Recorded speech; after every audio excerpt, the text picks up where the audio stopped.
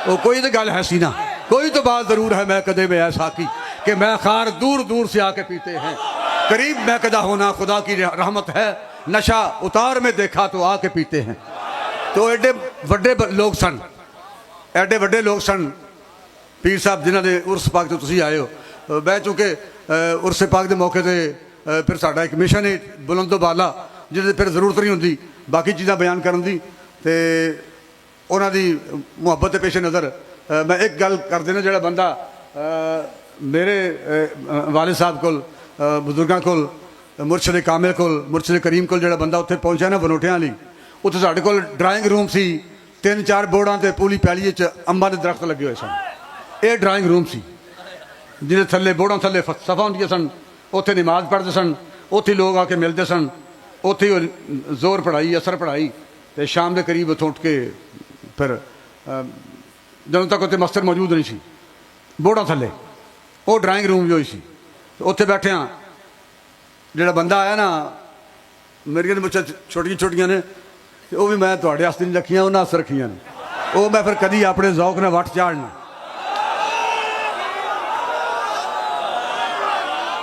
उस बंदे आके आख्या मुझसे वड्डियां वड्डियां ने, पढ़िया नहीं सी बिल्कुल, स्कूल गया ही नहीं सी, ना कभी कायदा पढ़िया सी, ना किसी मस्जिद गया सी। उस बंदे आके आख्या भी कर्मा वालिया मेरा कुछ तू मेरा मुर्शद है तो मेरा कुछ छड़ छड़नी ठोक है। उत्थे पीर आया बंद है जी गल फैज साहब कर रहे हैं भी ये झूठिया करामतां ते झूठे पीर ते, वो मेरे वाले साहब बजुर्ग कहते सन भी झूठ की फकीरी नालों चोरी चंगी साधवा, झूठ की फकीरी नालों चोरी चंगी साधवा। तो कदी कदी वो जो नहा के बैठते सन तो कंगा करते सन ना, जिन्हों असीं कहने बात सिंगर, वो गुनगुनाते सन पई आख गया हूँ मैं झपदे औसां ते केड़ियां ढिल्लां लाइयां नहीं। वो पर चूँकि काफ़ी अरसा मेरे को डाला सी खराब सी, और किन्ना अरसा फिर मैं किराए की गड्डी इस्तेमाल करता रहा। वो बाबे ने हर रोज़ कहना कभी अनवर को कभी होर बंदे ने भई ये पिछे पिछे रहते हैं लेट आते हैं। उपर उन्हें कहा जनाब गड्डी चूँकि कोल नहीं, फिर किराए की गड्डी आउंदियां कुछ टाइम लग जाता है, तो कई दफ़ा ज़्यादा टाइम लग गया तो मैं फिर लेट होके आना होंदा है, इस तो लेट हो जाती है। तो मैं जो लेट होके पहुँचता सा ना, वो चूँकि जेल कट्ठे रहते हाँ, फिर सारिया गल्लां उत्थे होंदियां सन, तो मैं लेट होके जाता सा ना, होर किसी बंदे को समझ नहीं सी आती। फिर वो उस सुर नाल ना जी सुर नाल मेरे बजुर्ग पढ़ते सन भी आख गया हूँ मैं जपदे औसां ते केडियां ढिल्लां लाइयां नहीं, ये फिर पढ़ते सन तो मैंने समझ आती सी की कह रहे हैं, आख गया हूँ मैं जपदे औसां ते केडियां ढिल्लां लाइयां नहीं, फिर वो पढ़ते सन। तो वो बाबे ने बड़ी मुहब्बत सी मेरे बजुर्गों नाल, इसलिए कि उन्होंने कतन है तसन्नो बनावट नहीं सी। उत्थे बैठे जो बंदे ने कहा ना भई नासर लड़का इतने ही, उन्हें कहा शाम इधर आओ इधर, उन्हें कहा जनाब उत्थे पीर आया तो आंदा भई तेरे घर पुत्र का ही नहीं होना, धियाँ होनियां ने, जे पुत्र होया तो मर जाना, आ जी मझ खड़ी है ये मैनूं दे दे। तो मैं तुहाडे कोल आ गया, 5-7 किलोमीटर का फासला साढ़े को पिंड बुराला ना है, तहसील शाहकोट, शाहकोट के बिल्कुल नाल ही पिंड। वो पीर साहब उत्थे बैठे सन, तो उदों ईगल के पैन होंदे सन, हुण तो मेरा ईगल कंपनी खत्म हो गई है, वो अक्सर ना लीक करते सन साइड तो लिखते हैं ना, वो इंज पैन होंदा सी ना निब वाला, वो इथों साइड तो ना लीक कर देना सी, इंज पैन फड़िया होंदा सी ना, वो अंगूठे नूं उगल नूं स्याही लग जाती सी। उन्हें आख्या काफ़ी सारे लोग बैठे सन उत्थे, उन्होंने करीब मिलने वाले, सलाम लैन वाले, तावीज़ कराने वाले, दम कराने वाले, उन्हें आख्या वह मिर्जा, ये प्यो का नाम से मिर्जा, उन्हें आख्या हाँ मिर्जा, वो चूँकि बैठे सन ना, तो वो स्याही लग गई सी पैन की, उन्हें इंज फड़ के कागज़ खाली वो सामने, उन्हें आख्या वेख है तू घबरा ना डर ना, उन्हें की करना है वेख, उन्हें अंगूठा स्याही लगी सी, उन्हें उत्ते रख के ना इंज ही, ना को आयत ना बिस्मिल्ला ना हरूफे अबजद ना खाने, इस खाने च 1 होने 3 होने 5 होने 7 होना, है भी नहीं, इंज अंगूठा ला के उन्हें इंज तावीज़ बन के ना, उन्हें आख्या ला मिर्जा जाके अपनी सवाणी से गल कर दे। उदों अल्ट्रासाउंड वाली पाकिस्तान मुतारफ नहीं सी, उन्हें कहा अपनी सवाणी से गल कर दे, तो जोड़ा तेरे घर छोर तेरा पुत्र होना ना, उसकी कंड से भी अंगूठे का निशान लगा होना।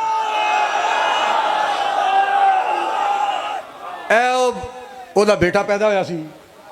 ए जी कमर है,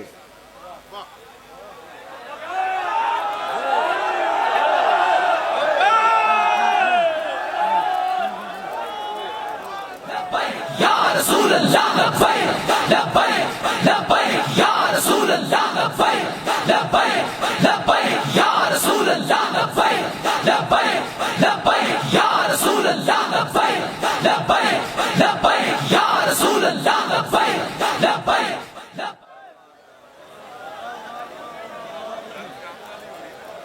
मेहमान नहीं, मेहमान नहीं, रौनक महफिल थे हम। ये मैं एक दिन ख्वाब देखा ना, इन्होंने गलों की खैर जरूरत नहीं होंगी, वैसे मुहब्बत की खातर ख्वाब मैं देखा बाबे उंज ही जनाब अपने आबो ताब उंज ही चेहरा चमक रहा सी, उंज ही हस रहे सन, उंज ही जनाब इस्तकबाल कर रहे सन मेरा। तो मैं आख्या लोग सारे आते ने भाई बाबे जनाब फौत हो चुके हैं, कमरे टुर गए, तमाशा की बनाया हुआ। उन्हें आख्या मेहमान नहीं, असी कि प्राहुणे सा हथ के हथ तर के बह रही, घर वाले भी आते हैं वो तू प्राहुणा आया भाई, मेहमान है बह रहे हैं, उठ ता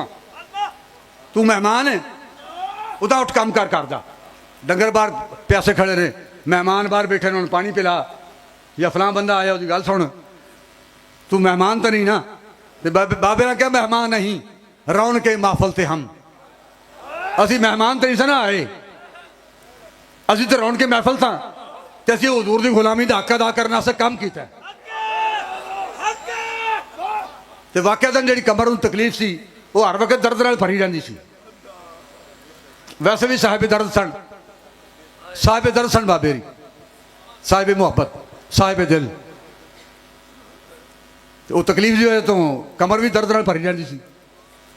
तो बाबा ने कहा मेहमान नहीं, रौनक महफिल थे हम, असी कि मेहमान था कि असी चुप करके बह रहे, असी तो काम किया है, तो हुजूर अलैहिस्सलाम की गुलामी का हक अदा किया है। मेहमान नहीं, रौनक महफिल थे हम, मुद्दतों याद करोगे कोई आया था, मुद्दतों याद करोगे कोई आया था। और ये कोई शक भी नहीं, ये कोई शक भी नहीं, सिर्फ मेरी मुहब्बत की गल नहीं, ये नहीं भी ये उन्होंने शागिर्द ने, ये उन्होंने बेटे ने, यह गल नहीं, सारी गल इंजी है, मुद्दतों याद करोगे कोई आया था। बाबेरा ने फिर पूरी उम्मत जरा नशा पिलाया। देखो जी ये जायज़ है, कोई वो जनाब जनाजे के मौके पर कोई बकवास कर रहे सन, फिर बाद भी तहरीक के बारे